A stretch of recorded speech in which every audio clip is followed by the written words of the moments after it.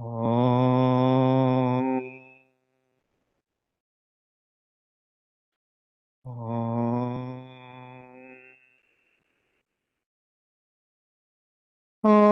सहना भवतु सहनौ भुनक्तु सह वीर्यं करवावहै तेजस्विनावधीतमस्तु मा विद्विषावहै। ॐ शान्ति शान्ति शान्तिः। ॐ भद्रं कर्णेभिः शृणुयाम देवाः भद्रं पश्येमाक्षभिर्यजत्राः स्थिरैरङ्गैः सुष्ठुवागं स्वस्तनूभिः व्यशेम देवहितं यदायुः। ॐ शान्ति शान्ति शान्तिः।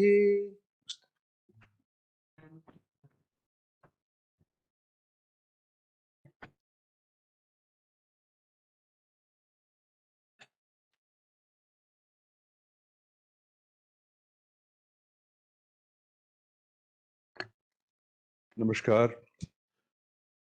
Good morning.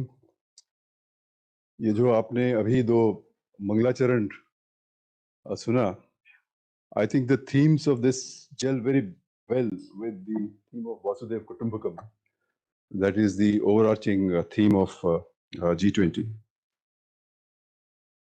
It's really a pleasure for me to welcome you all to today's Vimarsh panel discussion on India's G20 presidency, forging actionable agenda for Global South.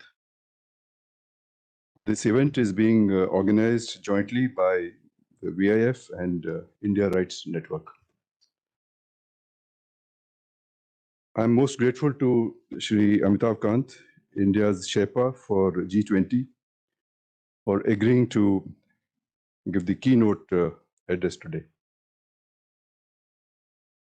He constantly interacts with global policy makers in shaping the G20 agenda. He's well known as a tremendous visibility. As former CEO of Niti Aayog, he drove several key reform initiatives of the government. He has tirelessly promoted Brand India across the world.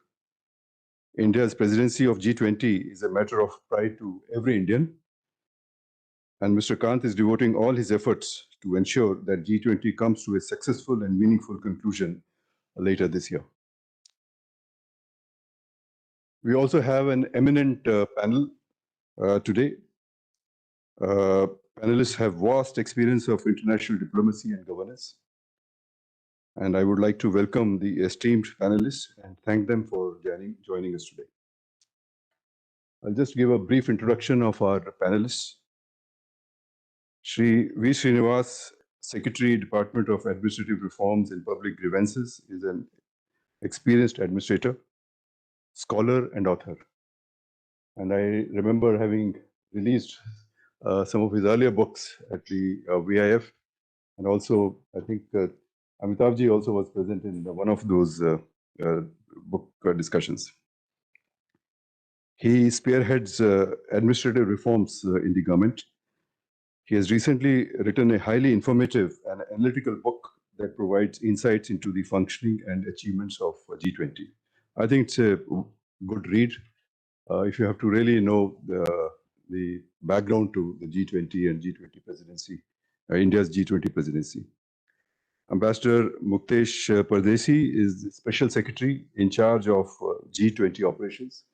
I think he has an enormous responsibility to make sure that all the G20 arrangements, they fall in place and the summit concludes successfully.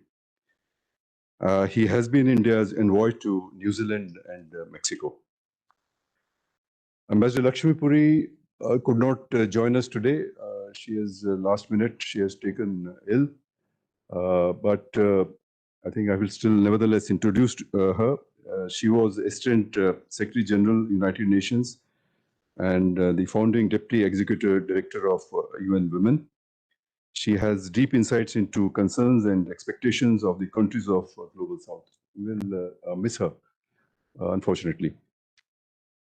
Ambassador Sujan Chinoy is the Indian chair of the Think 20 Engagement Group for India's G20 presidency. He also occupies another very important assignment, and that is the Director General of MPIDSA, a premier think tank in India. He's a former ambassador to Japan and Mexico. G20 is an important engagement group under G20. It has several task forces which are doing their work right now. Ambassador Sujan Chinoy's insights into the contribution of T20 to G20 will be most welcome. I would also like to thank Shri Manish Chand, CEO of India Rights Network and Editor-in-Chief of India and the World, for joining us for this event.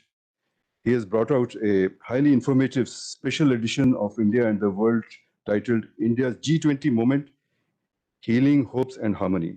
Several renowned commentators and experts, including some who are present on this panel, have has contributed to the special edition.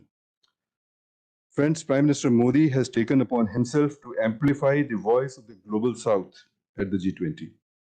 Setting up a precedent, India organized a virtual summit of over 120 leaders of the Global South. The initiative has been well received across the world.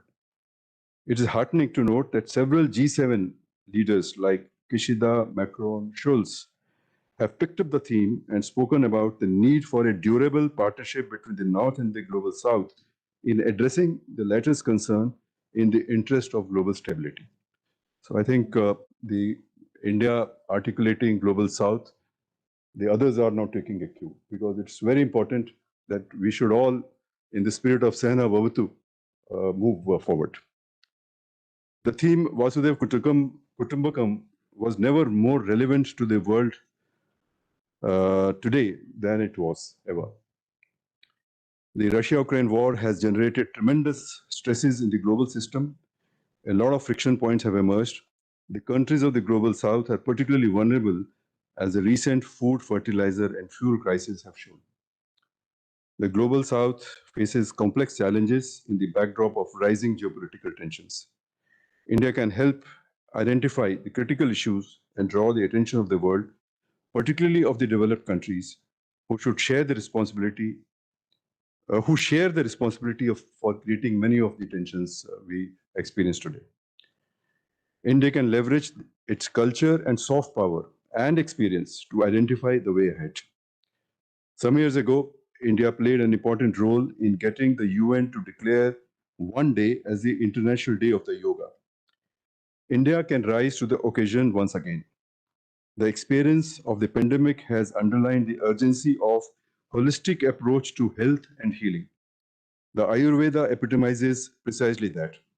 Using its G20 moment, India could make a unique contribution by inscribing Ayurveda and holistic health in the agenda of G20 leaders. This is relevant to the Global South and the world as a whole. In today's discussion, we hope to explore the forging of actionable agenda for Global South. Hopefully, the discussion on the relevance of Global South to the new world order will be taken up in the next G20 summit. Now, I would like to present VIF's mementos to our esteemed guests.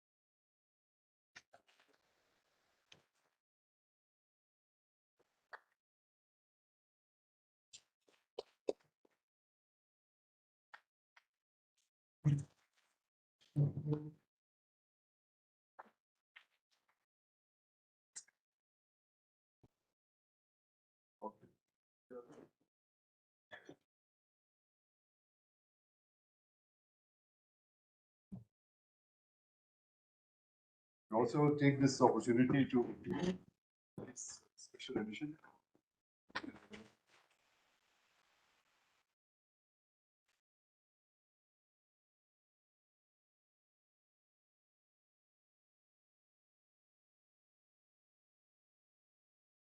Also have a set of books and publications which will get your class. So now I request Javji.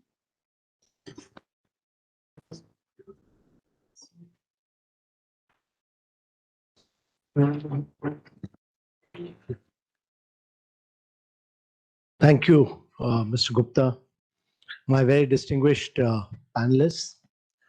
Ladies and gentlemen, I'm truly delighted to be here at the Vivekanand Center. I'm really thankful to Mr. Gupta for organizing this interaction. I'll try and be brief and put issues in a perspective so that rest of the issues can get covered in the panel discussion. We are all passing through very turbulent times. The post-COVID era has seen a vast number of people going below the poverty line. According to estimates of the World Bank, 200 million people have gone below poverty line and almost 100 million people have lost their jobs.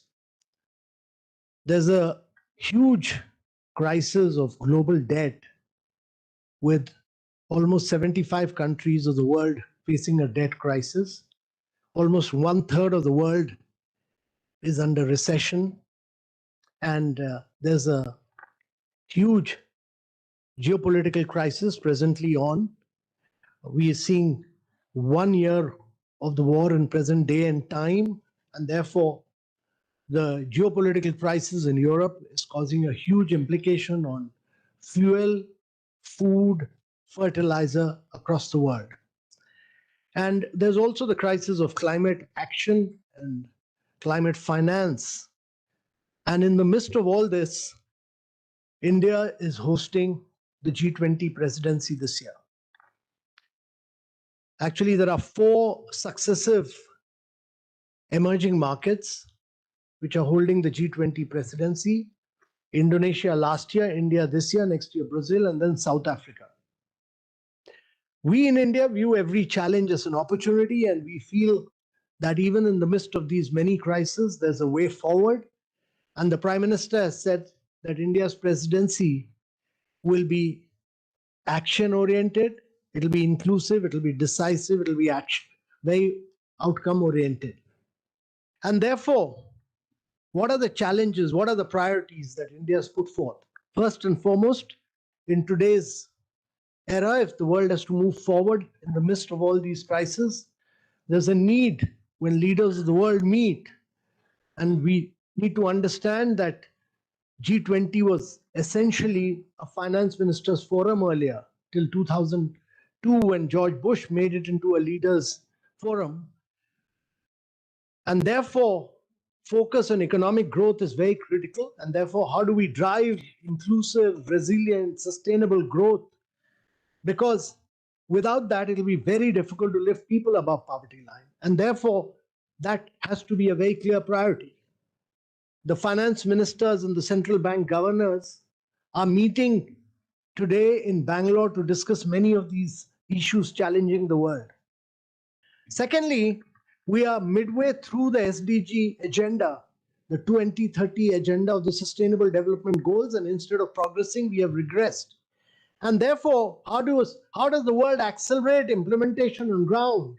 How do we improve learning outcomes, health outcomes, which have got impacted? How do we improve nutrition are very critical issues before the leaders of the world.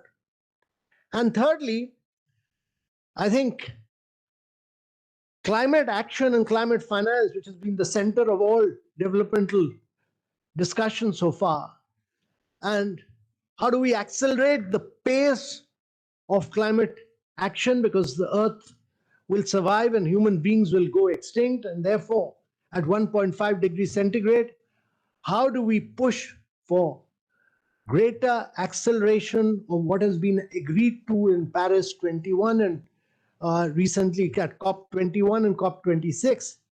While India has not contributed to carbonizing the world, it is committed to being amongst the first countries in the world to industrialize without carbonizing. And therefore, it has achieved its NDC targets 9 years ahead of schedule as far as renewables are concerned. It is using renewables to crack water and produce green hydrogen. And decarbonizing many of the hard-to-abate sectors like refineries, steel, cement, long-distance transport. It wants to be the least cost producer of green hydrogen, to be a major exporter of green hydrogen, and to be a leading manufacturer of electrolyzers. And fourthly, how do we do digital transformation? Because much of this that we are aiming for would require huge acceleration in digital transformation across the world. And India has demonstrated through digital public infrastructure that it was able to technologically pole vault in many ways. It has been able to provide individual identity to over 1.4 billion people. It has been able to link the identity and the mobiles to the bank accounts, and has enabled during the COVID period itself, we were able to provide direct benefit transfer of over 600 schemes to over 500 million people. What India has demonstrated is that it is able to provide assistance through direct benefit transfer to the people living below poverty line and therefore transform their lives. It has also been able to build through the unified payment interface digital fast payments, and therefore it does 11x more payments than what USA and Europe do. It does 4x more payment than what China does. It has also built other digital public infrastructures like CoWIN app, like DigiLocker. It's building the ONDC. It's on the education side. It's built up Diksha and Swayam. All this using technology again to leapfrog. Today in the world, there are 4 billion people without a digital identity. There are 2.5 billion people without a bank account. There are 133 countries without a fast payment mechanism. And therefore, how do we use the soft power of India to really transform the lives of citizens across the world is the fourth priority. And we build in the India narrative of what India has achieved through digital transformation in the last 7 to 8 years. The Bank of International Settlement has said that what India achieved in the last 7 years is more than what India would have normally achieved in the last 50 years. And just through digital transformation, it was able to transform lives. Because during 2015 to 2017, 55% of the bank accounts opened across the world were opened in India. So every second account opened in the world was opened in India. And therefore, when we started the Pradhan Mantri Jan Dhan Yojana, women, only 17% of the women in India had bank accounts. Today, almost 76% of them have bank accounts. And therefore, this has demonstrated that actually using technology, we can make a major dent on the lives of citizens across the world. And I think this is the unique power of India, which can then be pushed across.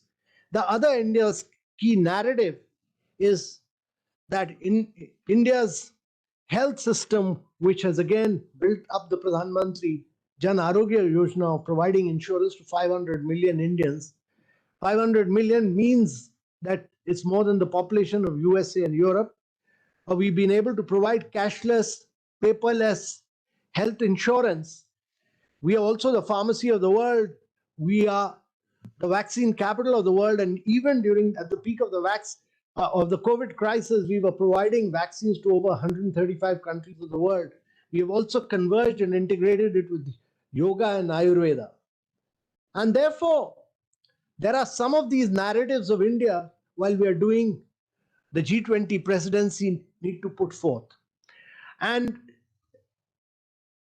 I would also like to dwell on several complexities and challenges, but one of the key priorities of India, which the Prime Minister has put forth, is that India must strive for women-led development. In sharp contrast to women being beneficiaries of government schemes, our view is that women actually need to drive growth and development. Because in India today, there are 1,022 women as compared to 1,000 men. There are more women than men. And unless we don't transform their lives in terms of financial inclusion, in terms of better learning outcomes, in terms of the ability to put them into schools, and to ensure that they get better employability, it will be very difficult for India to grow on a sustained basis for a long period of time. So there are basically three essential components which make for a successful G20 presidency. First is the political narrative, and that is because this is being driven in a democracy by an elected prime minister whose popularity remains at a very high level and who's won the election again and come back to power. There's a very strong political narrative.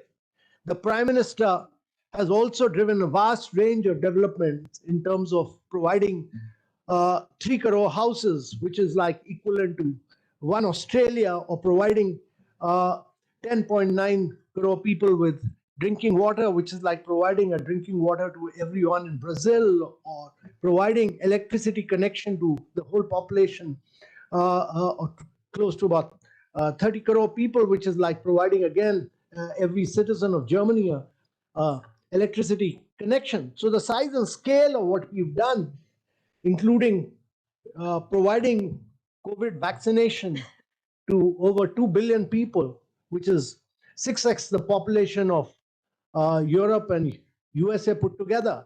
So what, in terms of the sheer size and scale, what we've done is enormous. And therefore the political narrative is strong. The second key issue is how we build up content, which is through issue notes. And India's framed some of the best issue notes and was probably the first country in the world to give out the issue notes almost 2 months in advance of its presidency, which are subject to discussions right now, with very clear focused outcomes across the subjects. And the third is that how do we execute our presidency, which is very important. And we are doing this in 215 different destinations across 56 cities of India.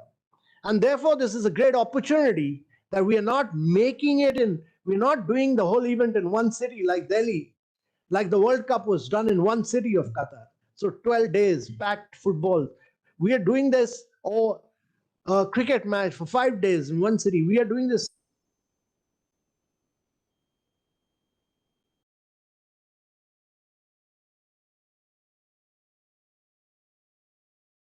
movement. It's a people's G20.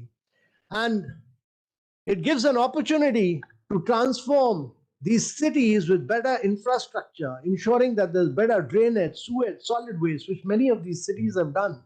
From Mumbai to Pune to Aurangabad to Bangalore to Udaipur, our experience is that this has been transformational in terms of infrastructure. It also gives an opportunity for the states to carry out ease of doing business, bring in ease of living, many other things, to bring in huge amount of reforms.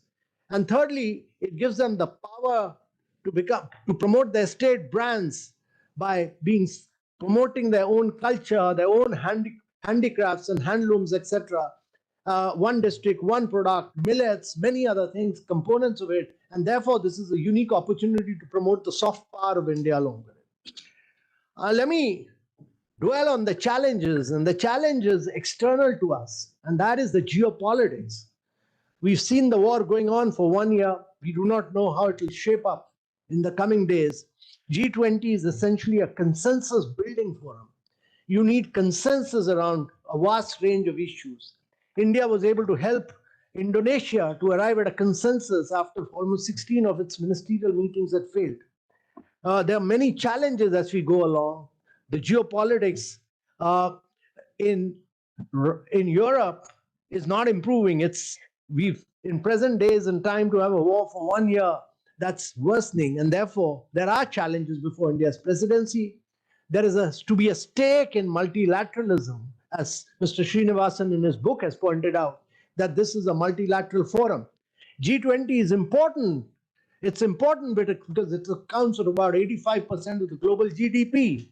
It accounts for almost 75% of the global trade. It's important because UN as an institution is too unwieldy a body. The world had never envisaged that the veto power vested in the 5 countries of the world in the Security Council, which is meant to discuss political issues, you'll have one of the countries going to the war and the stalemate will be broken. And therefore, when you need more and more financial resources to drive SDGs, to drive climate action, it needs to come from countries. Yes, important, the 100 billion which they had committed to at 2009 in Copenhagen, which they've not lived up to. But more than that, there's no shortage of capital in the world. Large pools of monies are available in the world. But you need new institutions. You need new instruments like blended finance, credit enhancement, first loss guarantees. And this would all require that you truly need to reform institutions like World Bank and IMF, which were made for the post-World War II period, which were designed for the post-Bretton Woods period, but are not designed to uh, to take on the challenges of both climate action and SDG goals. And therefore, ladies and gentlemen, our presidency will continue to be action-oriented, decisive, and inclusive.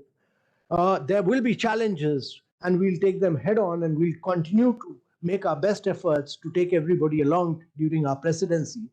The challenge is that despite all the challenges in the world, despite everything, India is best positioned to advance the cause of G20, and that is what we'll strive to do. Thank you very much, ladies and gentlemen.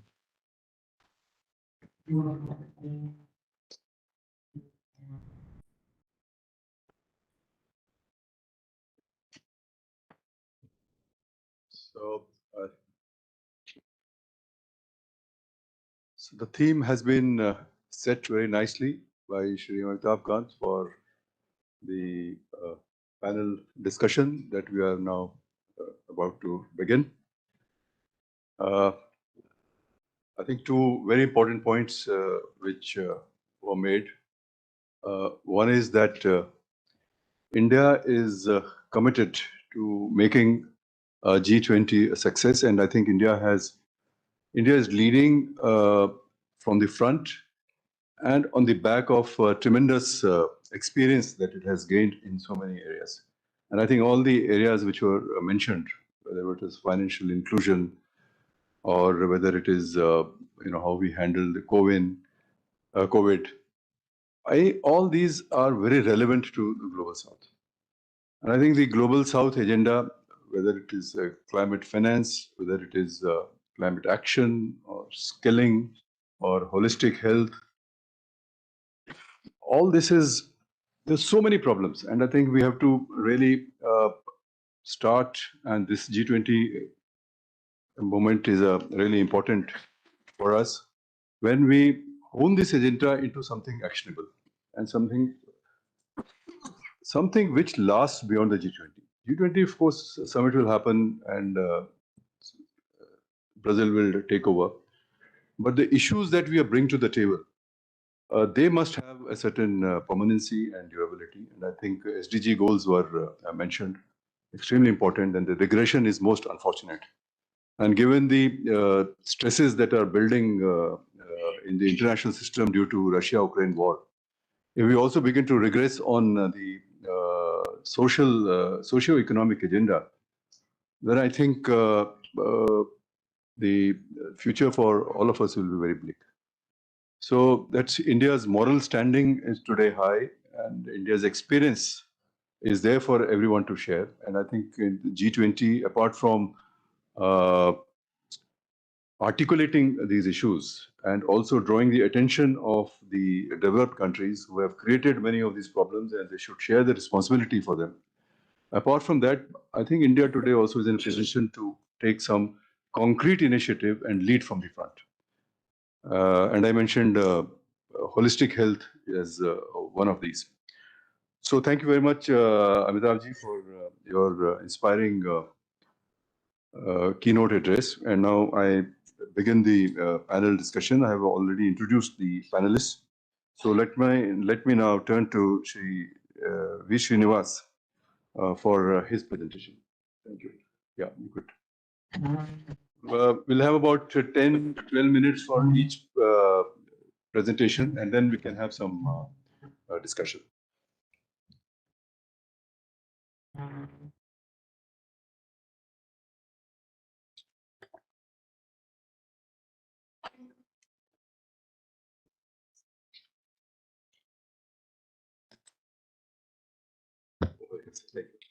Respected Shri Amitabh Kant ji, G20 Sherpa, Shri Arvind Gupta ji, Shri Muktesh Pardeshi ji, Ambassador Sujan Chinoy, Shri Manish Chand ji, I see in the audience, distinguished colleagues, Shri Raghvinder Singh ji, Shri Ambassador Skantayal ji, It's always a great pleasure to come back to VIF and participate in the Vimarsh discussions. I've been here many times and on a diverse range of subjects.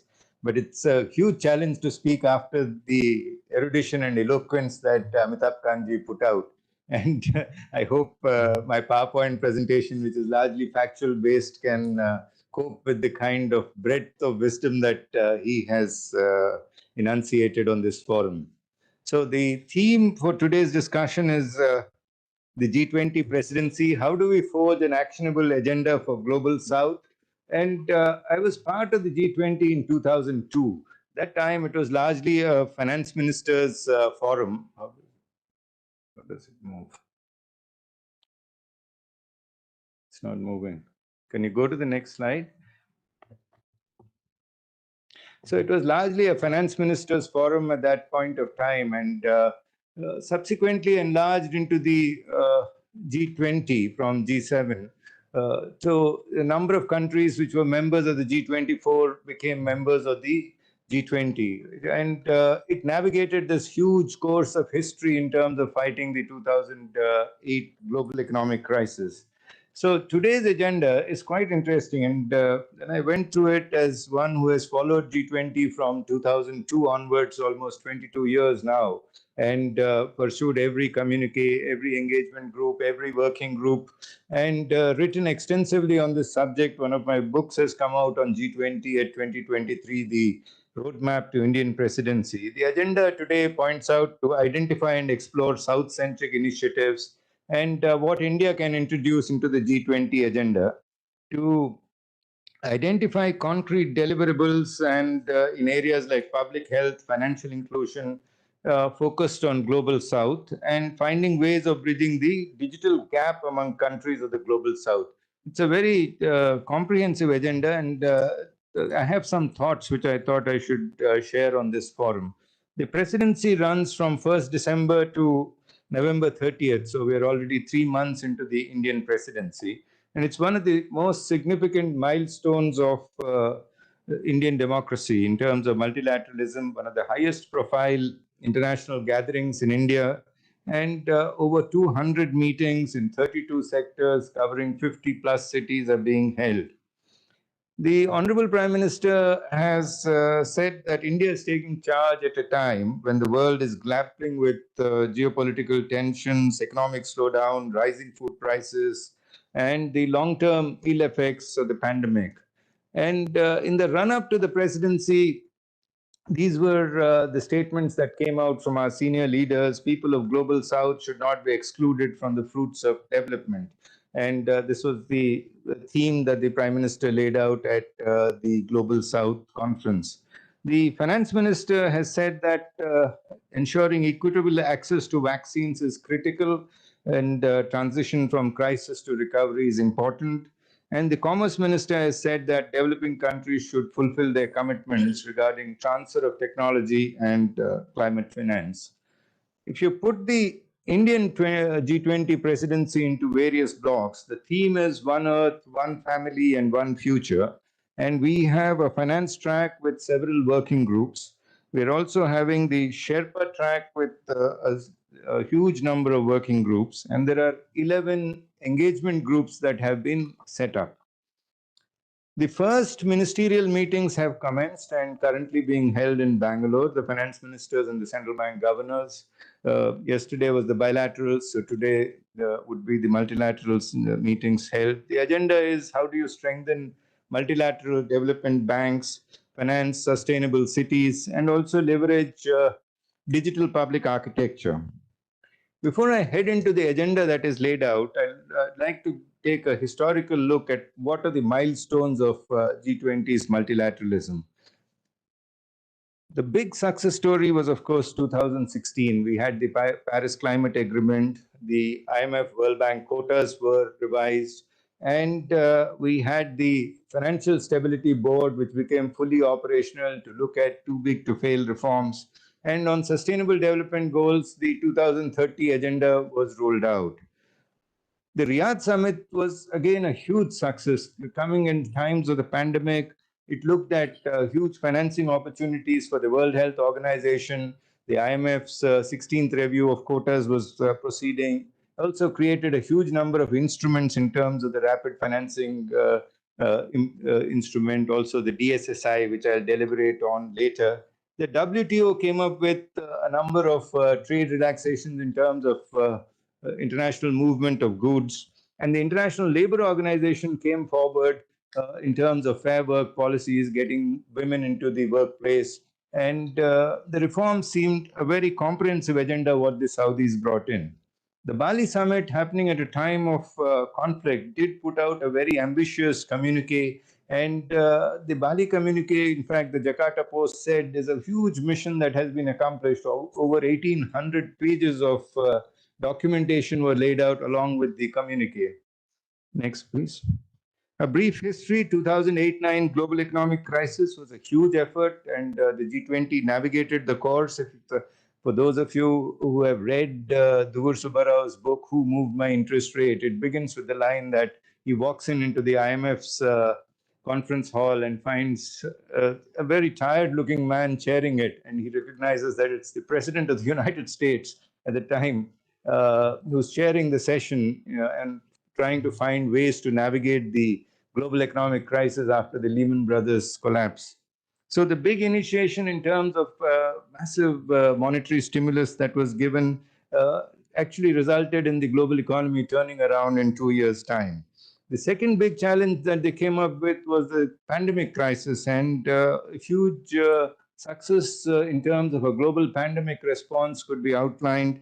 A G20 action plan was prepared, and they've come up with a very substantive portal, the ACT Accelerator portal, a global portal created with over $10 billion of expenditure.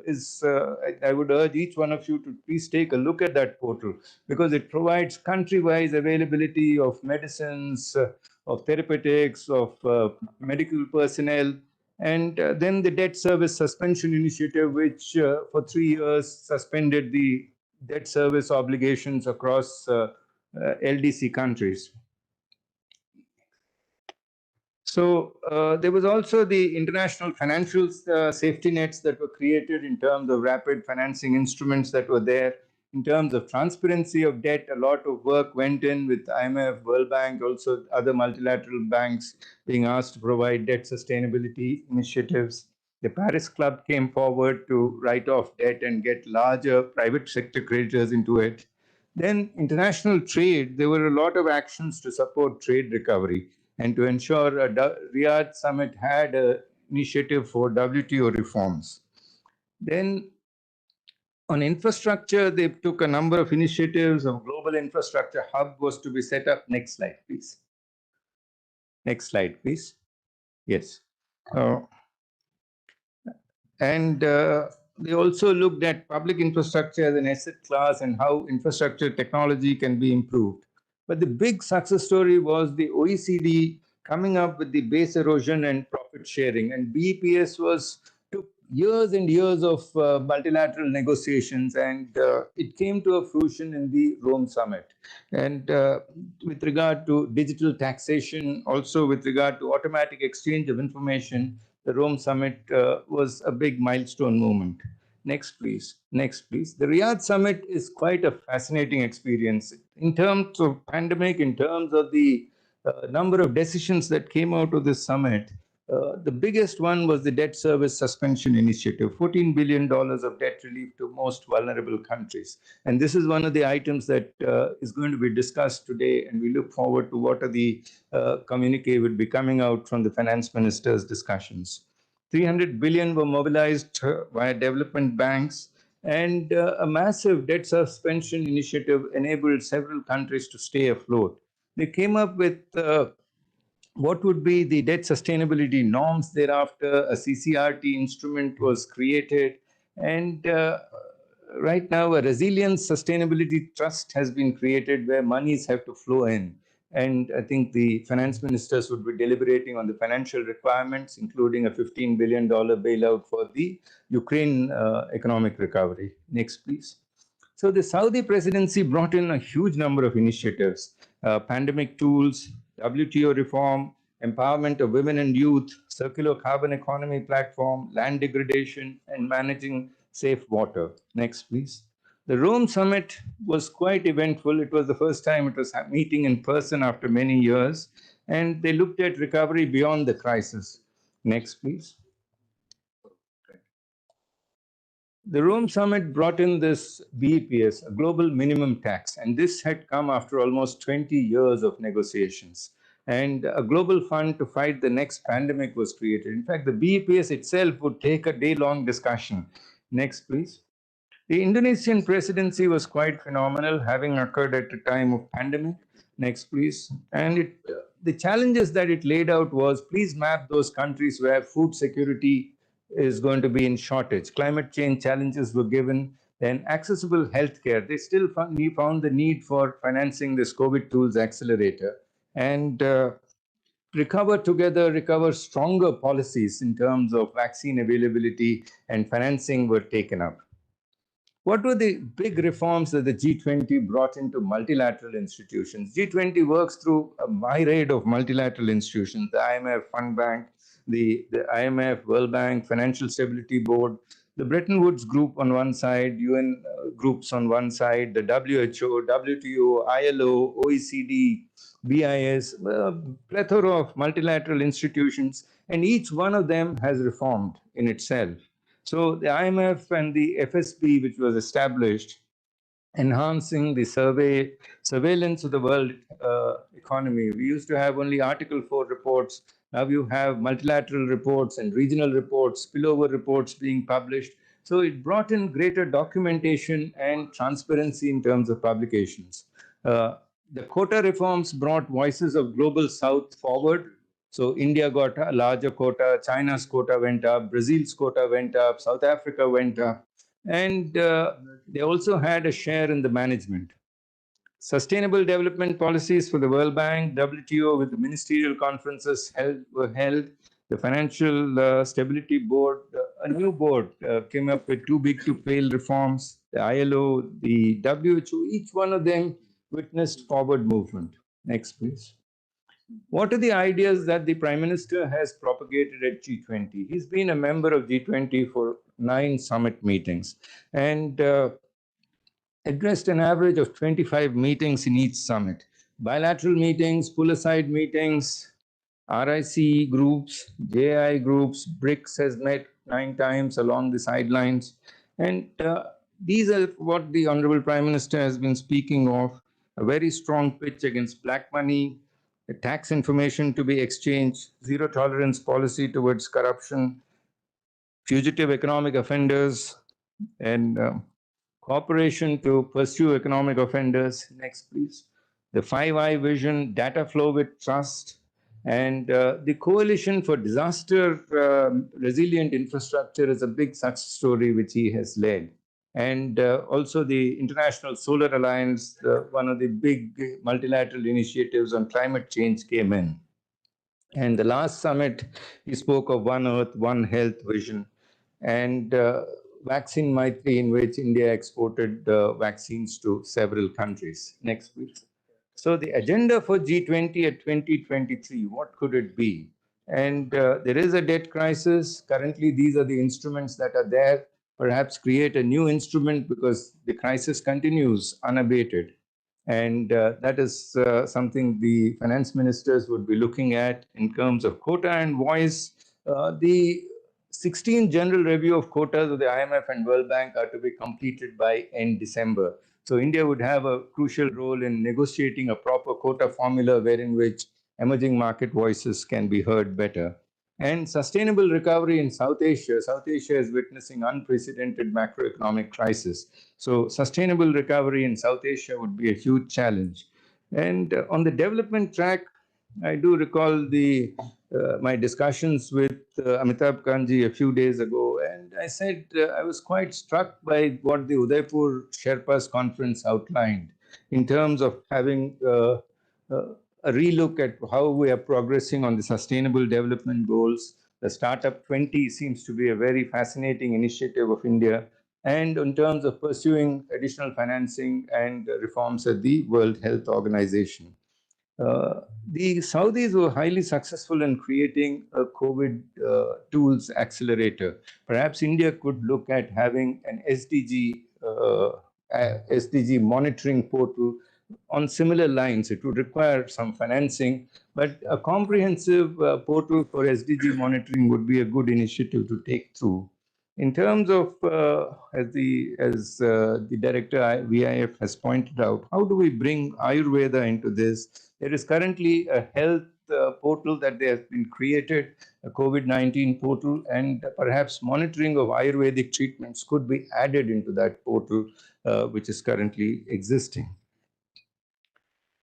Next, please. So this is the broad agenda that I think the G20 would be pursuing in the next few months of our presidency.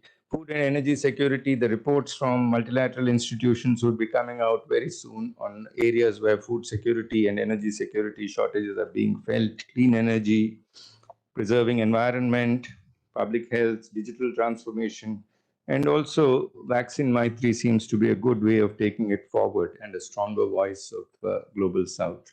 So this is what I had to share with you, sir, today. And you asked me to be brief, so I kept it to the minute. Very nice. Thank you.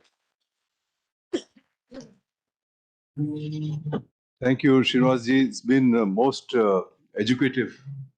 The tour of G20 and its initiatives. And I think you introduced so many abbreviations also. We'll go back and look at what they mean. Obviously, the agenda has expanded quite a lot. And you mentioned the Saudi, the Riyadh thing. A lot of new initiatives have come. Now, one area which I think probably being discussed, I do not know, but I think I'll just mention apart from Ayurveda, and which is the skilling. In the emerging technologies, particularly in the context of Global South, if you don't have skills, then you really don't have technology. So could India take an initiative, a major initiative on the skilling? And whether even India could even contribute by putting some money on the table and creating a skilling fund, a large skilling fund, get the G20 to commit money to this, so that this can be then used in various areas. Just one thought. Yeah. So, skilling is a very major outcome in the employment working group, which is under discussion right now. Yeah. Okay. So thank you very much, and we will now move to Ambassador Muktesh Pardesi, who's Special Secretary in the MEA, and you could give us your perspectives on the subject.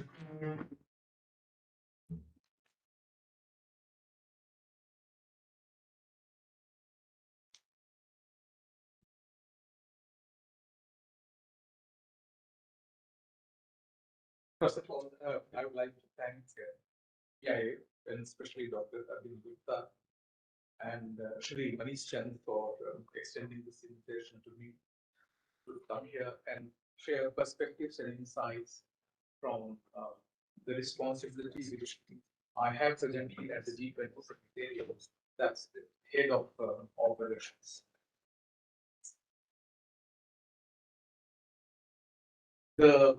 Our unique approach to G20 presidency is characterized by two aspects. One is the whole of government approach. So in the delivery of G20 presidency, it's not only the central government consisting of more than 20 ministries which are involved, but it's state governments and the agencies and the local government which are participating in delivering G20, the events and things all over China. There are more than 200 meetings planned in all states and union territories of India. We have never had this kind of event, whether diplomacy or sports or any other event done in India. So the magnitude is none.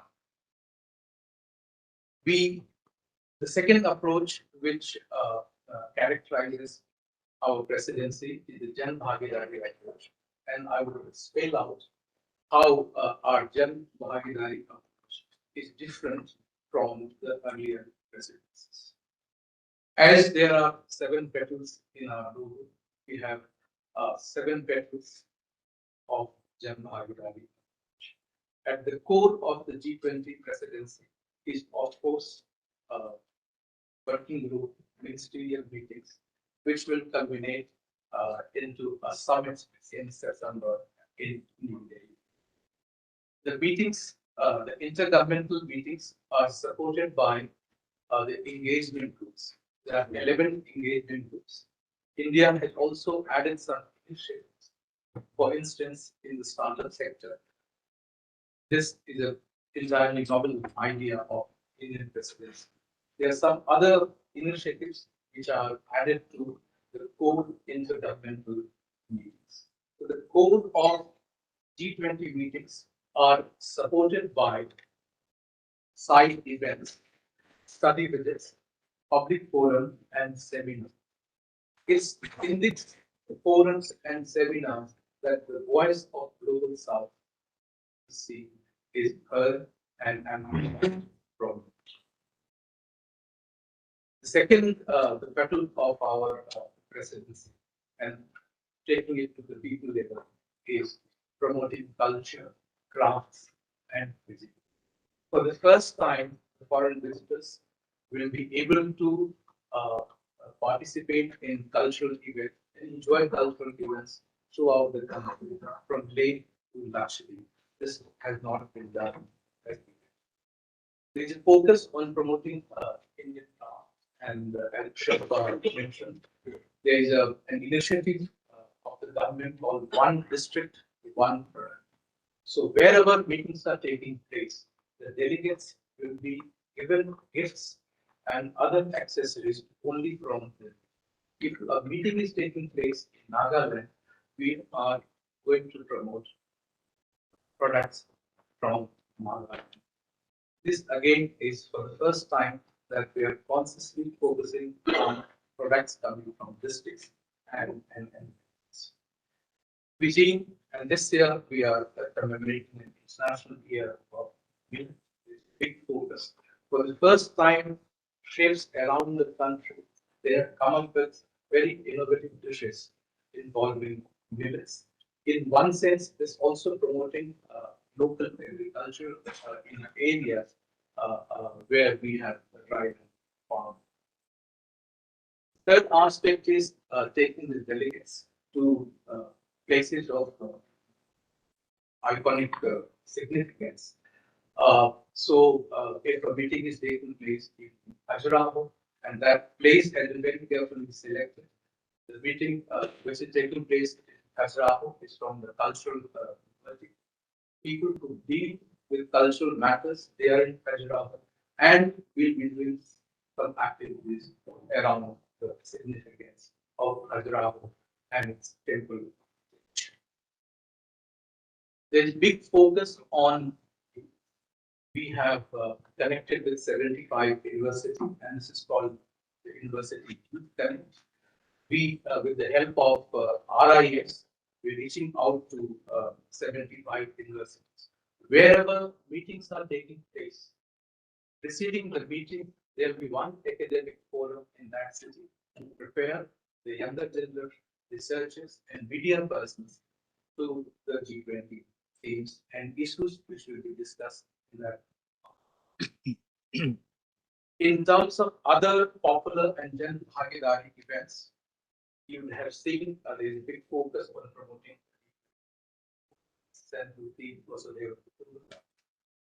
through co-branding with festivals, exhibitions, food festivals, book fair, and schools activities.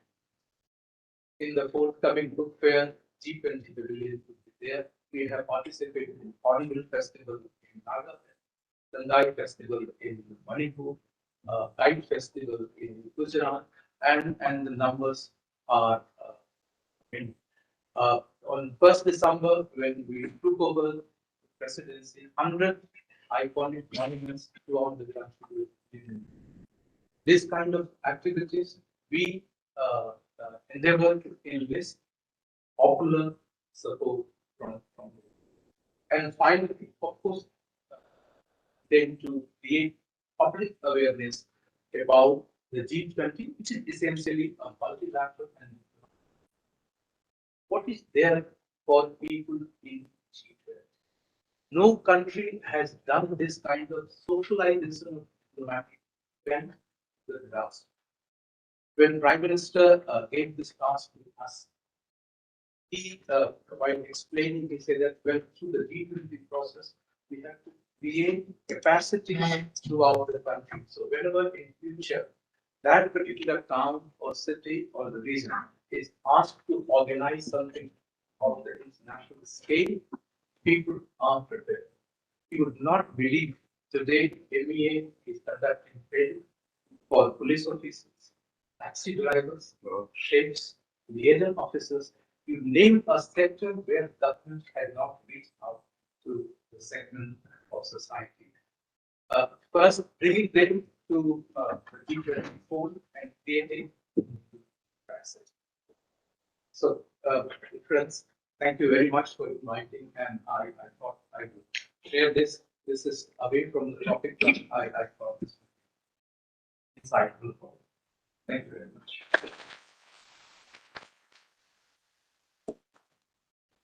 It's not away from the topic, Muktesh. And I think this whole concept of Jan Bhagidari probably is unique. And also the socialization of foreign policy itself. And I think in the process, MEA will also get some visibility, and people will have, through youth engagements and even engagement with taxi drivers. As you know, taxi drivers play a very important role in diplomacy. Without taxi drivers, you can't move, and all our important information comes from the taxi drivers. So I'm glad that this is happening, and this is a model that you are setting up, which probably will be followed by others as well. And that's a unique initiative. Jan Bhagidari, I mean, I learned something. Thank you so much. On the very important part of this is, the cultural side. I think culture should be an important part of our foreign policy, always. And the theme Vasudev Kutumbakam itself is reflective of India's culture, and that is being mainstreamed now. Hopefully, the G20 leaders, when they come, they can pronounce Vasudev Kutumbakam. Maybe we should do some capacity building on that as well. It will be very important so that it gets mainstreamed into global languages, and certainly at the UN. But I think one suggestion, which maybe you are already following, because you have touched so many different aspects of India's culture through this G20 outreach. So maybe you could bring out some booklets and books on each of these themes, whether it's iconic, 100 iconic monuments. And from my point of view, maybe these millets that you talked about. If you today, everybody knows that this is an international year of the millet, but one doesn't know how to cook bajra. So if there are some innovative recipes, please make out a book of recipes and distribute it. And also the recipes from different parts. This will be, and let it be an MEA endeavor. And let it be on your websites and so on. So that will be a great, people will remember G20 forever. In fact, on our part, we are doing a small thing here. Shashi Prabhaji is sitting here. She has written a book for us. She has collected about 100 verses from the Rig Veda and Upanishads in Hindi, Sanskrit, and English, which are in the theme of Vasudev Kutumbakam, promoting, underlining the concept of peace, environment, and so on. And we have put a G20 logo on the thing, and we are going to be publishing it very soon. The idea was that Vasudev Kutumbakam, a theme on which VIF has worked for a very long time, we should now, this is the G20 moment, and popularize it. So I think a lot of these things, that ideas you mentioned, they should become part of a legacy which will be made. So thank you very much for that wonderful presentation. Now I request Ambassador Sujan Chinoy who is the chair of Think 20, one of the engagement groups. And those who are following him on the Twitter and also in the newspapers know how much work is being done by the Think 20. And it's in some sense a think tank for G20 on very important substantive issues. Of course, there are many issues which are already there in the Bali Declaration and early declarations. But the task forces that have been set up under T20, they are discussing many of those issues and some new issues, and some new ideas are coming. And the effort is to build an India narrative, and Sujan is leading from the front. He's been traveling a lot, interacting with many of these people in the universities and many other people. And there's a full agenda till September. So we'll request Ambassador Sujan Chenoy to give us his perspective.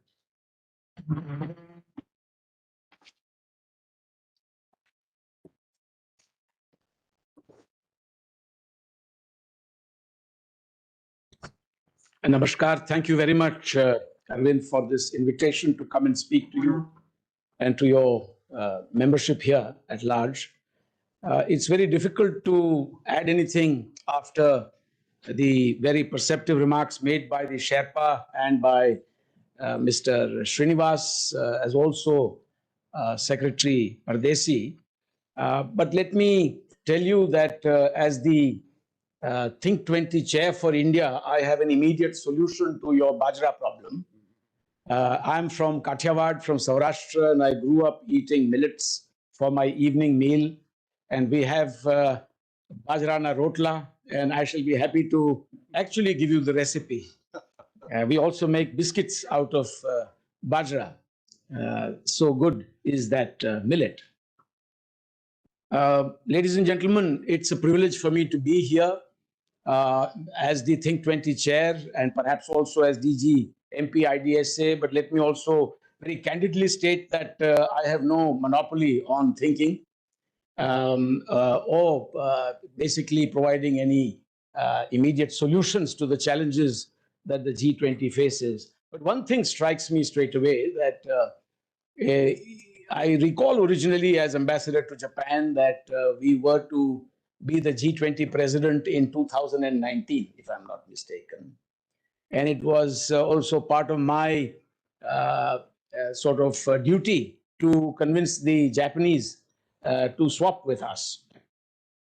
And I think they later swapped with someone else, but it augurs well that we are doing it in 2023. And why do I say this? I say this because of the obvious facts that India has now been long enough in the G20 to provide continuity in no less than a person than the Prime Minister of India. I would imagine he's the most experienced leader to figure in any G20 conference today. And the team with him is also much the same. Over the last nearly 9 years, a very large number of people have contributed to India's rise. It augurs well that we are doing it in 2023 when India has become the 5th largest economy in the world and has overtaken the United Kingdom. It augurs well that we do it now when we have emerged as a resilient economy post the challenges of the pandemic. It augurs well that we have already shown the world a path into the future, one that puts society and the principles of Vasudhaiva Kutumbakam before our own selves, service before self. And we have proved it to the world as we emerged from the challenges of the pandemic. That being said, let me also say that India's G20 presidency coincides with a number of very fortuitous developments around us. The biggest one is that the G7 presidency is being held by a very close strategic partner of India, that is Japan. And I have also had multiple meetings as the T20 chair with the T7 chair, who happens to be also the dean and the CEO of the Asian Development Bank Initiative. It is further fortuitous that the quadrilateral security dialogue is being led this year, is being hosted this year by yet another strategic partner, that is Australia. And as we look at firming up our Act East policy, we see that it is Indonesia that is, in fact, chairing the ASEAN. So when we look around us, I think the circumstances are most favorable to our chairing the G20 at the end of a period that has been extremely disruptive. For multiple reasons, we have seen that the major vectors that have given us globalization are all greatly challenged today, beginning with trade, technology, capital and investments, as well as the movement of people. And yet, there is hope that the world can do better tomorrow. And it is in this space that India brings hope and expectation to the G20. The G20 is extremely important in my view, because when we look at a fractured world, when we look at the number of salons at the global level that are available for a discourse, for some kind of consensus building, the G20 appears to be the most representative. For if we look at the East Asia Summit process, which is yet another large grouping of 18 countries, including the 10 ASEAN plus the 6 dialogue partners, plus the contending major powers like the United States of America and the Russian Federation, it still falls short of the fact that the G20 has 19 large economies plus the EU, plus a number of other invitees that we hope to include. As we cast our net wide and far, we hope to also bring in the views, the voices of the global south. But in doing so, we cannot ignore the voice of the established major economies. And I think India will have to use its diplomatic skills to ensure that we do not throw the baby out with the bathwater. In our G20 presidency, we will have to, in fact, build consensus across the board. We are looking, ladies and gentlemen, at a world which is greatly distressed today along 6 major factors. They're all beginning with the letter T.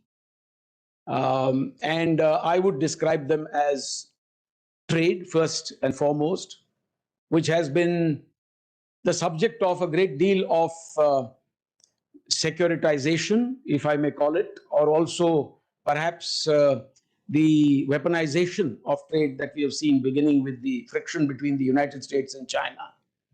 But we have also seen how this has also escalated into technology, the second T. And going beyond that, we have seen that the T of territory or territorial differences in our part of the world, in Europe as well, are the major cause of disruption today.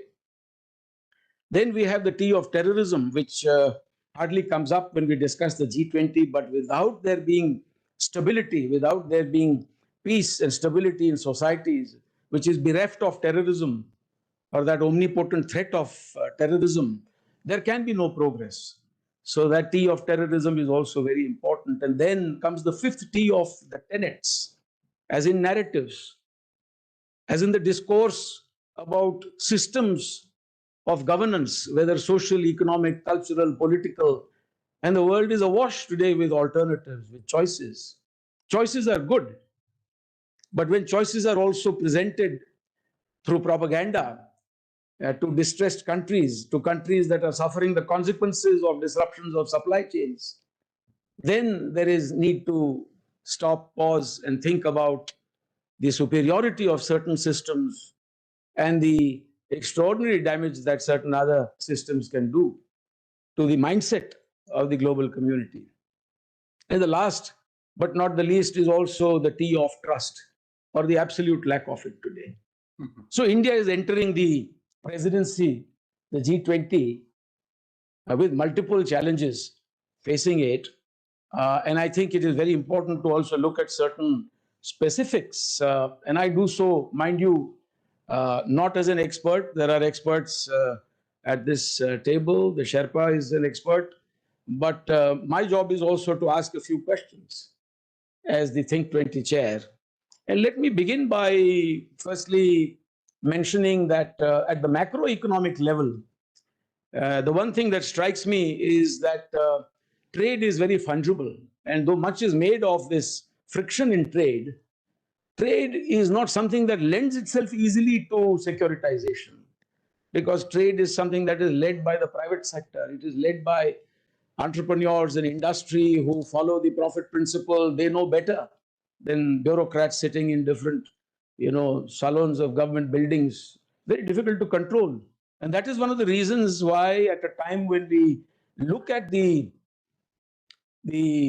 injury caused to global supply chains, for instance, by the disruptive rise of China's economy and the kind of gaming that certain economies have engaged in the WTO process or in the liberal trading order, we still find that our trade with China has dramatically increased since Galwan. It is now at $135 billion. And we are not the only ones. The United States of America, Japan, Australia, all of them have seen that trade rise. And one of the reasons is that, ladies and gentlemen, trade cannot be controlled so easily. So what is it that can be controlled in this space that is increasingly being securitized today? The developmental stories of the world today are being hijacked by security issues. And it is in the field of technology and mutual investments that you find that the greatest impact of this securitization can be felt. And it is quite successful, as we've seen in the case of the United States, through export controls, through sanctions, having succeeded in engaging China and others through certain denial regimes. But more than that, we have to also see if it is possible today to work together to build a new kind of consensus. This word consensus in the G20 is very important. For the G20 can only make recommendations. It is not the UN Security Council. And so how do you build consensus when there are such fissures and fractures within the G20? Everybody is represented there, but not everybody is on the same page. You have the G7 there, you have the BRICS there, you have the United States of America there, you also have Russian Federation there, you have a China there, you have certain other countries that are part of the US security umbrella but do not necessarily vote with the United States when it comes to certain other key issues. Examples being countries like Saudi Arabia and Turkey, for instance. So this is a very complex world, and I think when India looks for that denominator, it must not look for the most common denominator. That will be the dilution of everything that we seek to achieve. We must try and see if it's possible to work in tandem with partners within the G20. We must not look for the most diluted common denominator. We must seek to protect certain key themes, low-hanging fruit, and see if we can do something more on the bilateral, trilateral, multilateral, as in plurilateral level, to take certain themes to their logical conclusion, with or without others in the room. And this is, I think, one of the key outcomes of this G20, which India must protect at all cost. I must also now go into a few specific suggestions, with your permission. As far as the digital future is concerned, I think one of the key possibilities for this G20 is for India's successful application of, for instance, the Jan Dhan Aadhaar mobile JAM platform, and the kind of UPI platform that we have used within the country to be offered to developing countries. As we speak for the Global South, it is possible to perhaps do this. Our Rupee Pay is also being expanded around the world, the latest being Singapore, I'm told. We must therefore look at this possibility and to give it in a pro bono manner as part of our contribution to capacity building in developing countries. We must offer it. And I'm quite certain that the bigger powers that are also looking to ramping up their relations with Africa, for instance, and I would count in this countries, well-meaning countries like Japan, others who have an eye to a strategic presence in Africa, such as the United States of America, they will work with us if we offer it in a sufficiently impactful manner. One of the most important themes for the G20 will be lifestyle for the environment, which is to be seen in consonance with resilience and values for well-being. And I know, Madam, that you've been contributing on this score to one of our task forces. Life, in fact, proposed by the Prime Minister of India at COP26 is one of the most important themes for me at this G20. And it's a way to achieve the vision for living in harmony with nature, which was, as you know, the objective of the Global Diversity Conference, which was held in December last. So one of the easiest ways to achieve the recommendations of the Global Diversity Conference is, in fact, Prime Minister Modi's Lifestyle for Environment proposal. It is the only way to create pro-planet people. And of course, there are doubts being expressed in several quarters already that it is anathema, it is the antithesis, some might say, of growth. But that's not true. I think growth has to come with a certain degree of responsibility and accountability as we look at depleting resources around the world today.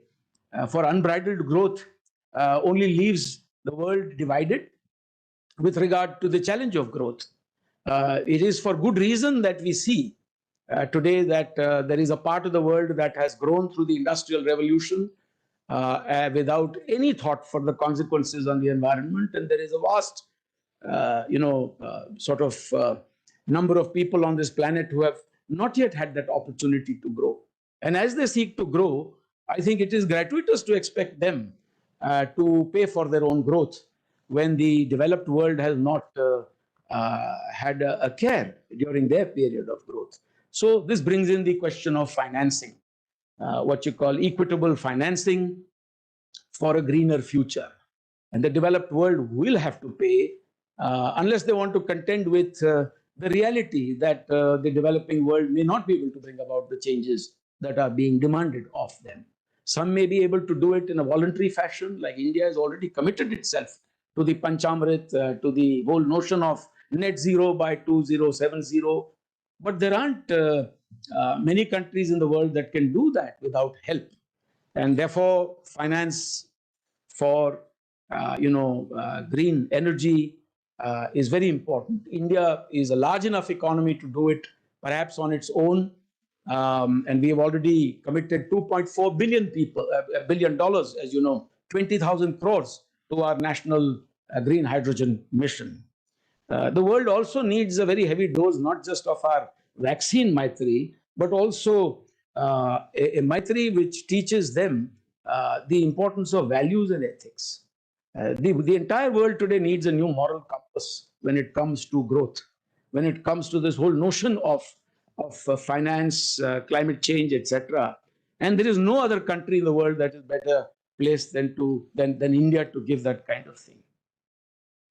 Making available, therefore, finance through the multilateral development banks is also very important. The international financial institutions. Now we have seen how the IMF and the World Bank they are basically treaty organizations that came about as a result of the Second World War, the establishment of the United Nations. But their functioning is rather archaic. I know that Mr. Srinivas is the expert, but I do want to pose this question: that for how long will the IMF work on the basis of quotas, for instance, which have no bearing on current economic stature or contribution to the global economy? I know that a number of changes have been made. In 2008, for instance, the basic voting rights were increased from 250 for each member to 750. And yet we see that today, India, which in fact contributes to about 3.5% of global GDP, has a quota share which is well below 3%.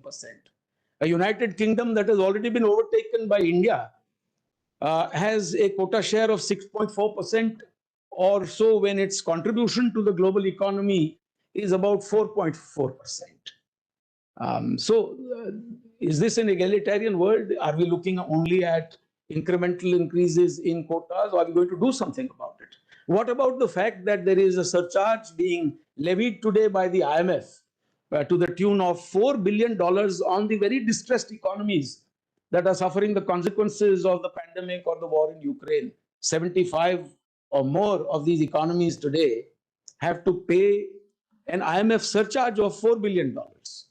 And that, I think, is extraordinary. So I think some thought needs to be given to how we look at special drawing rights of the IMF. Similarly, the World Bank. These are institutions that still continue to be led by the privileged few. The same people who set up the United Nations Security Council and established veto power, they continue to also wield the same veto power in the World Bank and the IMF. It's time for us to look at changes that are more fundamental in nature, especially in the global financial institutions. As far as the SDGs are concerned, I think of the 17 SDGs, in my view, the most important today is food security. Whether it is millets or anything else, the point is that India can make a major difference here. We are one of the world's largest producers of wheat. We have demonstrated our capacity to provide, again in a pro bono manner, wheat to not just Afghanistan, but also countries like Egypt, where we have recently given 61,000 tons of wheat as part of our outlook towards a vision towards a world that is free from hunger. And millets, we produce about 41% of all the millets in the world.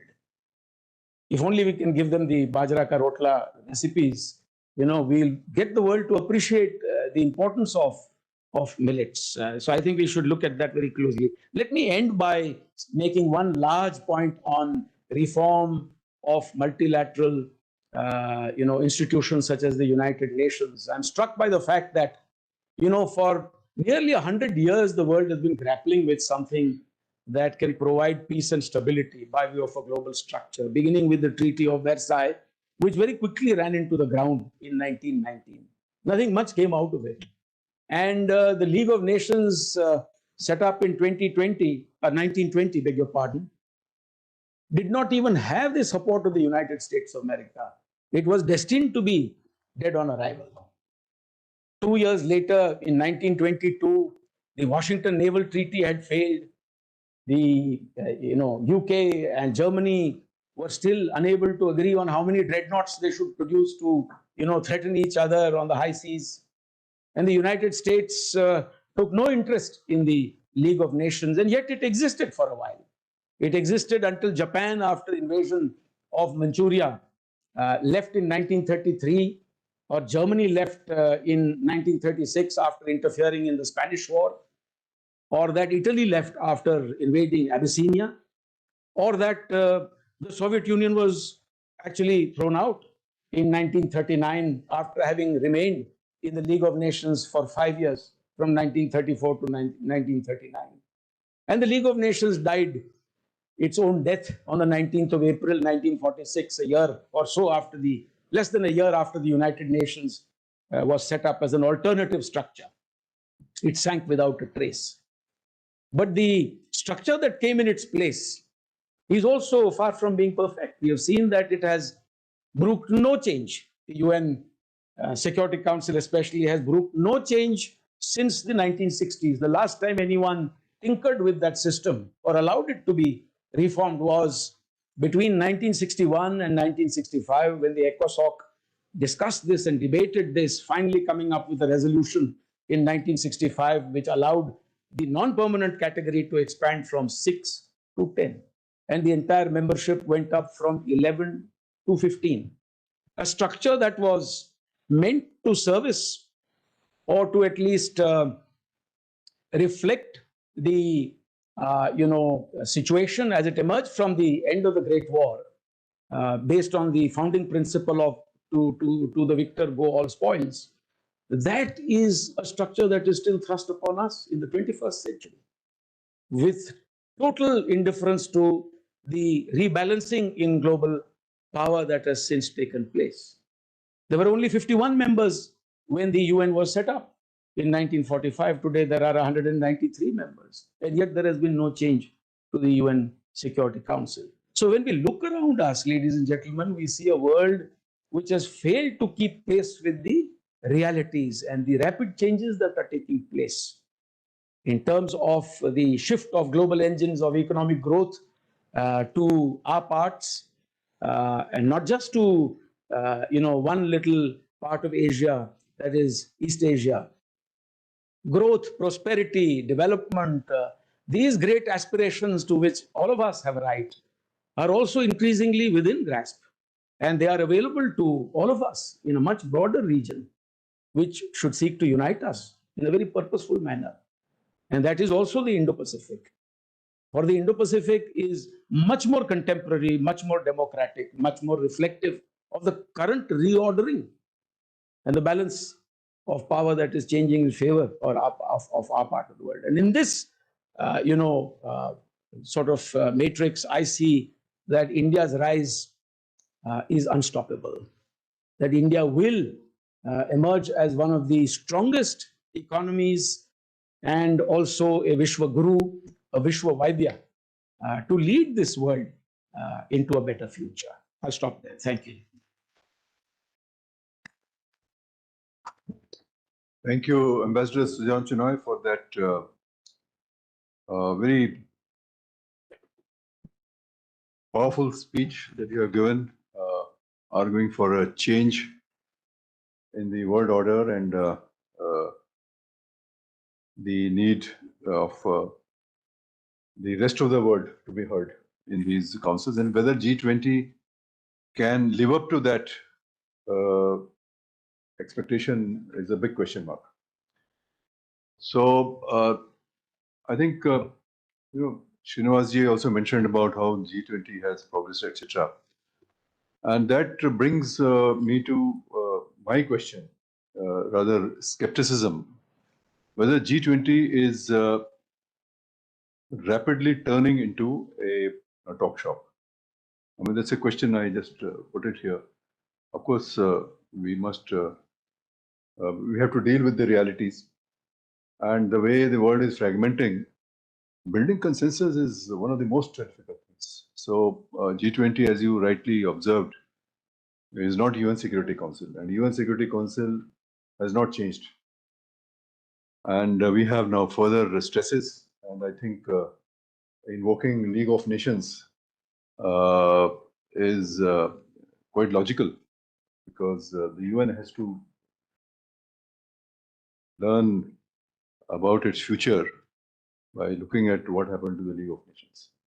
Increasingly, the multilateral system has become dysfunctional.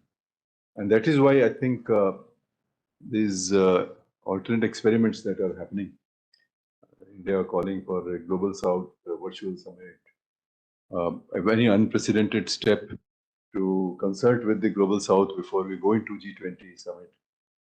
And so I think all these things will live beyond India's presidency of G20. And now Brazil is taking over. So some of these issues are very important, and SDGs, I think you mentioned. But if you look at the number of paras which keep on getting added to the G20 declarations, it only indicates that issues are building up, but solutions are not there. And there's no easy answer how to go forward. But India should do what it can do because it has a certain experience and so on. Life was mentioned. I think that's a very important thing. And you added one new thing, Vishwavaidya, which I had not heard earlier. That's my IP. That's your IP. So we can link it up with Ayurveda. And maybe we can link up with the Ayurveda because that's directly linked. So I think we should give some new ideas. And I only hope, when I looked at the Bali Declaration, and I think there was one sentence somewhere towards the end, which essentially thanked all the engagement groups for their work. All the work is being done in engagement groups. And there was half a sentence. So all this, the negotiations are happening somewhere else, and the rest is all furniture. So I think this should change. So I hope your T20 can produce some excellent suggestions, and as do the other engagement groups, and where India's viewpoint should come. And I think we should look at, I do not know how well are you engaged with that, but the declaration, that is the way it is being, the paras are being formulated. Ultimately, it will go to the paras, the negotiating. Who is doing that? How is it done? How is, are you being consulted that give me the paras on this or paras on that? Formulations, they're so very important. Otherwise, we will just be Jan Bhagidari to theek hai, but somewhere you have to actually start contributing it. So let me leave these thoughts and questions, and we have some time, and I'll request now a brief commentaries and questions if they have from the audience, and then we can take it to the panelists. We'll take a few rounds, and yeah, I'll start with Ambassador Skantya. Thank you. Thank you, Dr. Gupta, and thanks to all the panelists for very illuminating remarks. My query is to Ambassador Sujan Chinoy. You mentioned technology as one of the 5 T's, challenges of the future.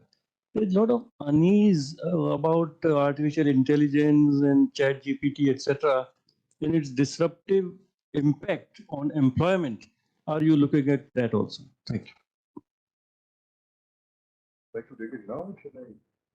Let's take a few more questions, and then you can. Yes, Miss.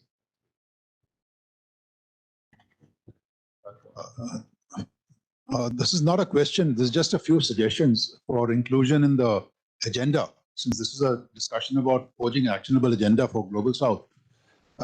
First is, as when we are talking about India's achievements, could we also include what India has done in terms of HADR? We provided humanitarian assistance and disaster relief, including the latest, the earthquake in Turkey, and all what we have done in the past, whether it's tsunami or it's a project, Hurricane Katrina, etc., or in the past. That is one. Second is, while we enjoy the benefits of our satellites in space, but we are moving very close with this proposed launch of 40,000 more satellites by SpaceX, or space, the Starlink series of satellites. We are very close to witnessing the Kessler syndrome. That means even the spent satellites, they will collide with each other and then become uncontrollable. And all our assets in space could just come tumbling down one day. That has been projected in the movie Gravity in 2013, which I'm sure a lot of us have seen with Sandra Bullock. And that is a dangerous situation. So is this G20, when you're talking about, preserving environment, under that heading, can we also talk about how do we propose to preserve the environment and ensure that the spent satellites are brought back?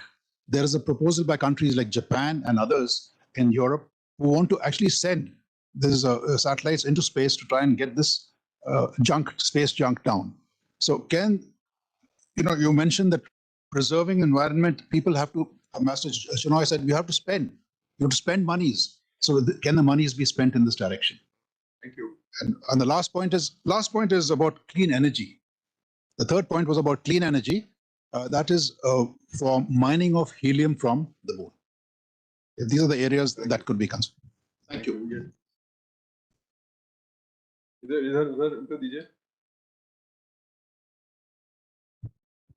Thank you. Kindly keep it brief. Yeah, I'll keep it brief.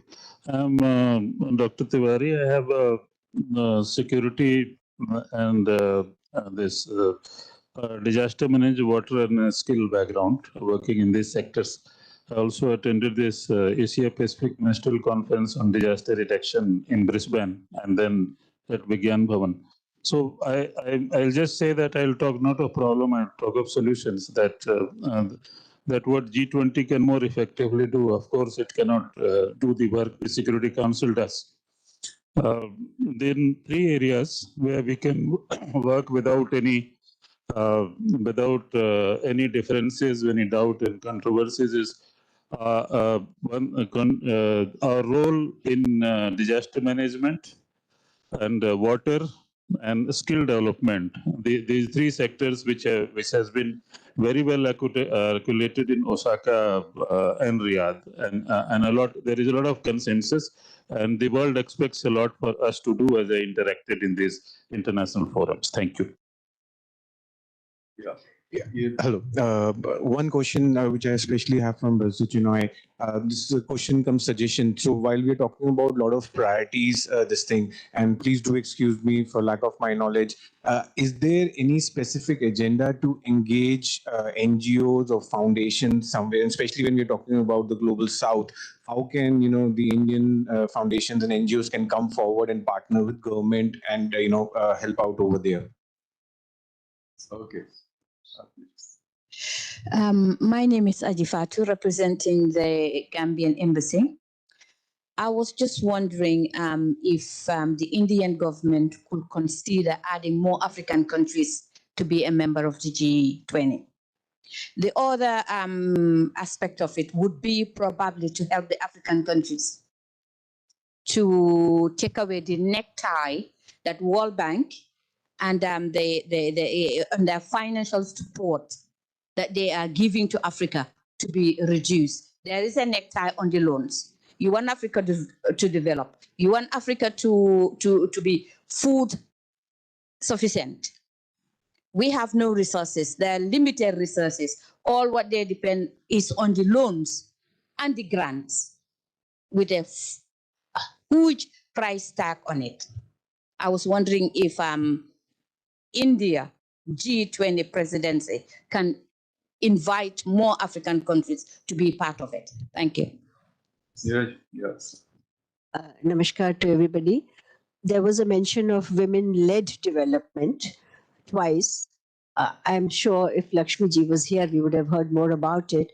I wanted to know what is specific agenda on that, because it's just not educating the women, not just skilling them. Women have always been contributing in the Indian economy in various forums, right from the agriculture to the supportive system that they provide in the middle class. My specific question is there anything lined up for actually bringing women in the lead for policy formulation for the nation and specifically for the gender, women gender? Thank you. I think we'll go back to the panelists. A lot of questions already. We'll start with Mr. Srinivas. I thought all questions were to. No, you can. I think Okay. You are still in government. and you have all the background to this. Trying to look up the answers. Great. Okay, I'll come to you. Well, as regards Africa's participation, African Union is an invitee to the G20 partner countries. Nigeria, I think, is a permanent invitee, and they would be participating. And the participation is already now 3 months into the presidency, so it's difficult to envisage further changes at this stage. On the aspect of women participation, the G20 has done a huge amount of work, and there is a W20 that goes in, and the W20, the Women 20 established in 2015, and it looks at issues of gender, it looks at women empowerment, addressing inequalities, employment, cultural exchanges, and you can just look up the W20 site on the national portal www.g20.org, and you'll find the number of statements that the W20 has put out in its meetings since 2015, and largely in terms of equal pay, in terms of monitoring career progression, also in terms of development across various aspects. So lifelong learning programs from preschool to tertiary education. So there's a huge amount of work that has gone into W20. Yeah.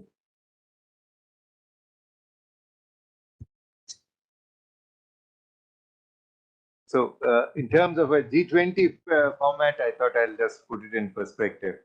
Yes, yes, yes. And the issues of clean energy, I'm sure there are 3 issues that were pointed out: disaster management, water skill development. These do feature into the agenda. Definitely, I think what Dr. Tiwari had pointed out, Coalition of Disaster Management has been working on it. There's a huge agenda in water in terms of the LIFE program that is being rolled out, and skill development for part of SDG achievement is going to be taken up. The same applies to the HADR in terms of humanitarian assistance and disaster resilience in the agenda. I think it's quite well qualified into the agenda. The Coalition for Disaster Management has been a part of the Indian-led initiative into the agenda, and the Prime Minister has spoken about it a number of times. On the role of NGOs and foundations, yes, civil society, there's a Civil 20 which is part of it. There is a group that is there. I don't know who's chairing it immediately, but Ambassador Chinoy would, if perhaps you can look it up on the G20 Secretariat site as to who's chairing it. And if you have ideas, you can write it to the Civil 20 grouping, which deals with civil society organizations. I think that covers it. Ambassador Thail had this technology related issue that with regard to digital infrastructure. You would read a lot of articles that have been written by Alkesh Sharma, the Secretary MeitY, on data with trust that he has been proposing. And there seems to be consensus evolving on some of the issues with regard to use of technology. And hopefully by September, we can see in the communique definitely one or two paras. Impact of technology on employment. Oh, I have no in-depth knowledge on that subject.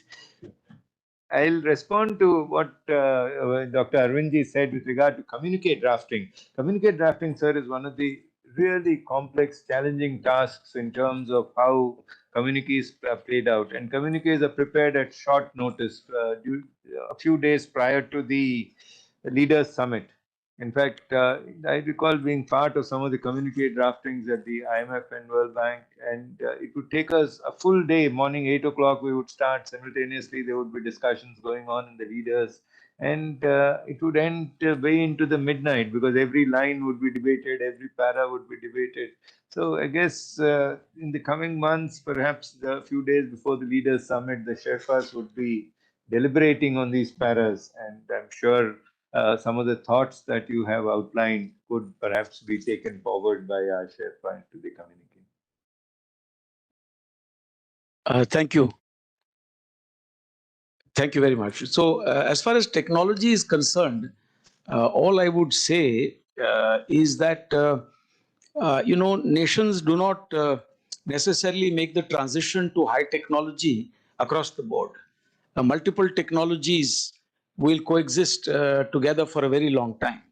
So in a country like India, where the emphasis is on employment, I don't think there is enough reason to be concerned that simply the arrival of artificial intelligence or big data or IoT or 5G or automated sort of manufacturing, 3D printing is going to be so totally devastating and disruptive to our employment figures. These technologies are very expensive. They will, when adapted to our requirements, be in niche areas. They're not necessarily going to provide for a very long time across the board, manufacturing output. So for a very long time, we will have to, it's like the Air Force has to operate its, 4.5 generation alongside the 4th generation and the 3.5 generation aircraft altogether until you phase out one and bring in the others. So I think we can rest assured on that. And I think one of the finest examples is actually Japan, which made a start with technology way back in the 50s as it was coming out of the ashes of the Second World War and placing itself as a very strong manufacturing center in Asia. It was, in fact, at the head of the flying geese formation. The Asian tigers came later. The Chinese came much later in terms of developmental models. But they emphasized skilling. They emphasized vocational training. They emphasized manufacturing technologies alongside the high end as well. So I think India can also do that. Space, challenges are most unlikely to be discussed in the G20. It's not a forum for any kind of negotiations on what to do with, low Earth, orbit, the kind of traffic jams that are there, and almost critical scenario there with competing assets being placed in geostationary and geosynchronous orbits there. A very large number of satellites for improving ISR and for many other purposes for predicting changes in weather, patterns in agriculture, etc. But this is not the place. In fact, it should be India's endeavor not to bring any such issue into the G20. If it comes in, it will wreck the priority that we want to give to global South initiatives, which are more fundamental, which are the low end of the spectrum, which are actually quite achievable. I think if we give even the big powers that are contending with each other a place where they can step away from the gridlock positions that are there in the, say, United Nations or WTO or elsewhere, they may also value that opportunity. With India's credibility, we might be able to pull it off. So we should keep these things out. As my colleague, Secretary Srinivas has said, the African Union has already been invited institutionally. And here's an opportunity for the G20 and the G7 to work together in Africa, because G20 is India and G7 is Japan. And we, in any case, have been toying with this idea of, Asia-Africa Growth Corridor, which many of you in the VIF must be researching. It got the short shrift, partly because things kind of shifted more in favor of bilaterals and other trilaterals across this Indo-Pacific space. Women and gender, I think, is a very big issue, and the Think 20 has proved it by the inclusivity that we have put in place. In fact, as many of you who are associated, or some of you who are associated with the T20 will vouch for, all our task forces, we have ensured that we have a very high percentage, I think it's around 50%, which is how it should be, of women experts and participants, not just from India, from around the world. We have 7 task forces. Each task force has 2 lead chairs and at least around 12 to 17, 18 in some cases co-chairs. And gender equality is fully ensured there. We are also already working with NGOs and foundations, the broadest possible manner.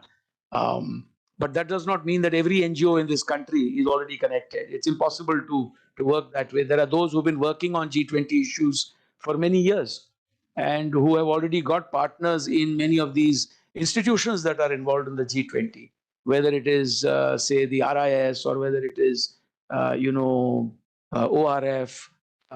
Some of the experts who have been co-opted by us are themselves working with NGOs. They bring them in, piggyback into the discourse as a tandem. Last point is that we in the Think 20 had a very good start. We were the engagement group with the fastest start. We are not short of resources, of people, of ideas, and we invited in a very time-bound manner abstracts that came in quite early. By the end of January or so, we had invited abstracts. We got something like 1,500 abstracts, from which the various task forces are whittling it down to manageable contributions, and these individuals will then be invited to write detailed papers with their ideas, etc. So a very large team is already at work in this regard, and we will be writing our own communique around June or so. But the process through which we connect with the G20 is a dynamic one. It's not that they continue to do their work, we will do ours in ivory towers, and sometime in June or July we might be heard, and then it might be too late because too many meetings have taken place. No, every event that we are doing, we've got 2 fundamental principles. One, that we involve the G20 Secretariat. We invite them to be part of our processes in the Think 20. And two, we also invite all the other engagement groups. So if I do a big town hall event in Ahmedabad, as I will on the 27th of this month, or I did one in Mumbai, say in January, we invited everyone. And we are also connected with government groups that are working, for instance, the anti-corruption working group, which is in the DOPT. And I can recall that as Think 20 chair, I was the first one to input on it even before government departments had inputted.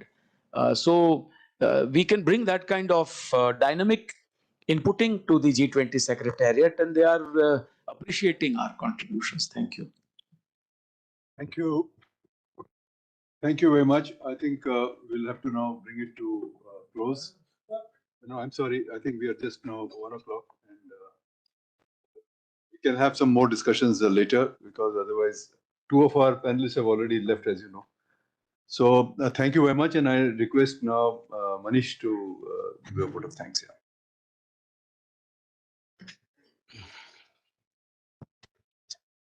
So we have come to the end of this this extraordinary, lively and rich conversation on India G20 presidency in the Global South. Like all good things, this discussion too had come to an end. But what a discussion it has been. Inspiring, interesting, and intense. These words come to my mind when I try to evoke the sense of this edition of Vimarsh. Vimarsh in Hindi has a unique timbre and gravitas, and today's discussion has lived up to the original meaning of Vimarsh: consultation, consensus, and co-creating. It's been such an incredibly rich discussion that I won't even dare to summarize it. In 5 minutes, which have been given, let me just enumerate some key takeaways.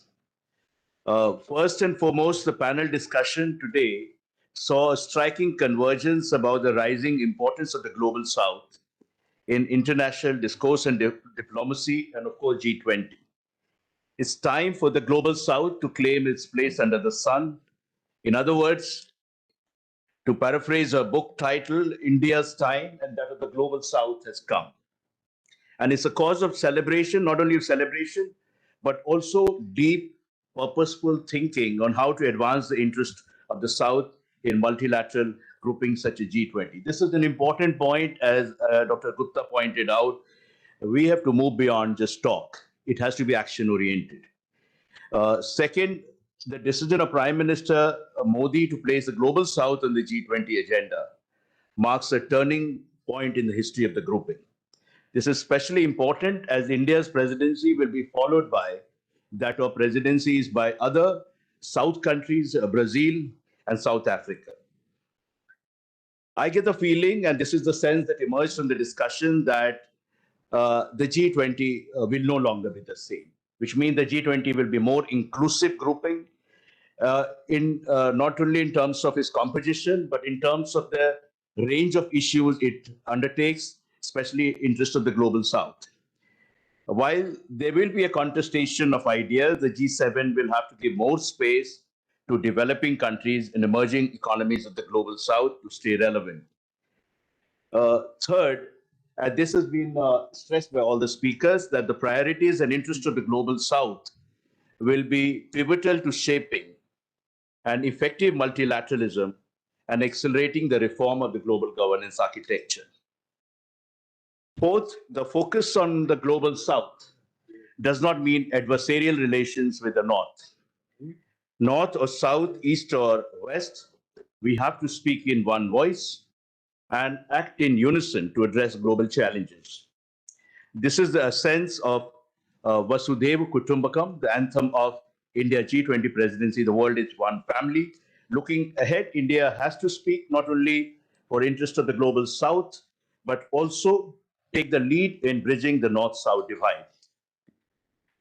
Last but not the least, and this is the most important point, all this talk about Global South can end up as feel-good rhetoric and all talk and no action, so to speak. In this context, when we first discussed the panel discussion on the Global South, Dr. Arvind Gupta was emphatic that the decision must lead to actionable deliverables. That is why we decided to christen the panel discussion as forging actionable agenda.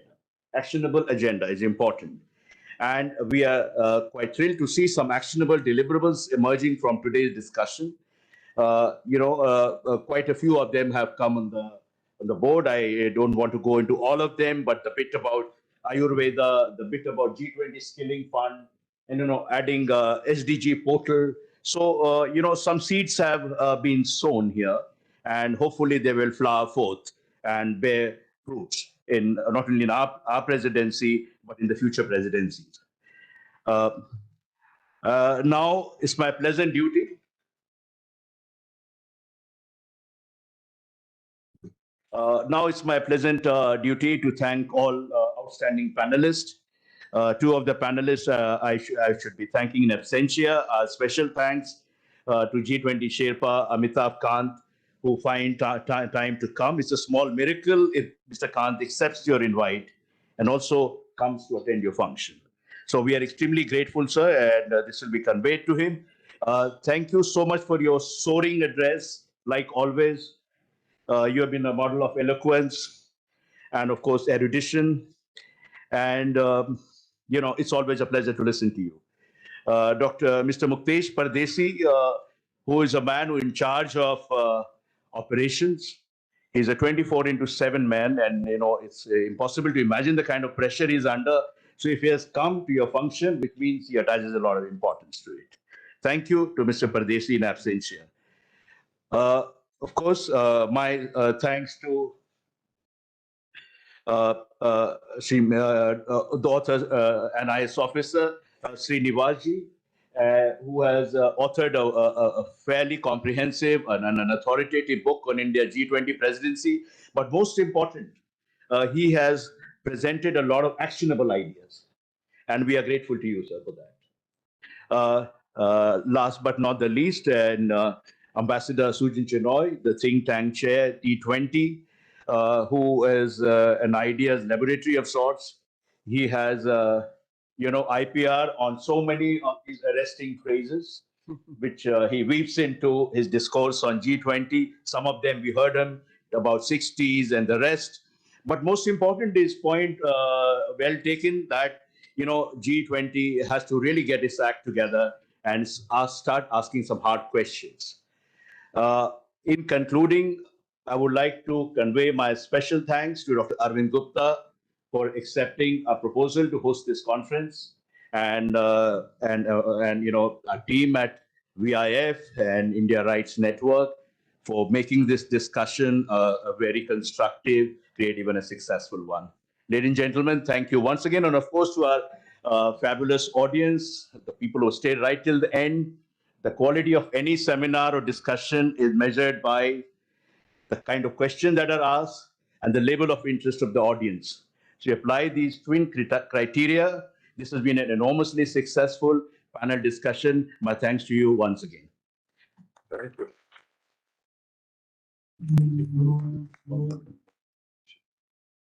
सर्वे भवन्तु सुखिनः, सर्वे सन्तु निरामया, सर्वे भद्राणि पश्यन्तु, मा कश्चित् दुःखभाग् भवेत्.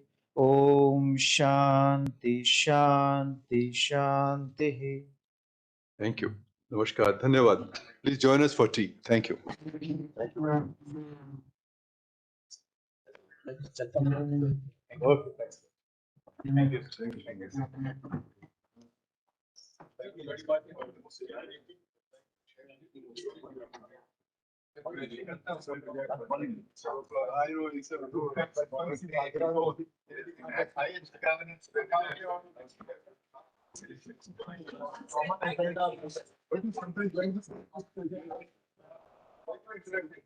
you.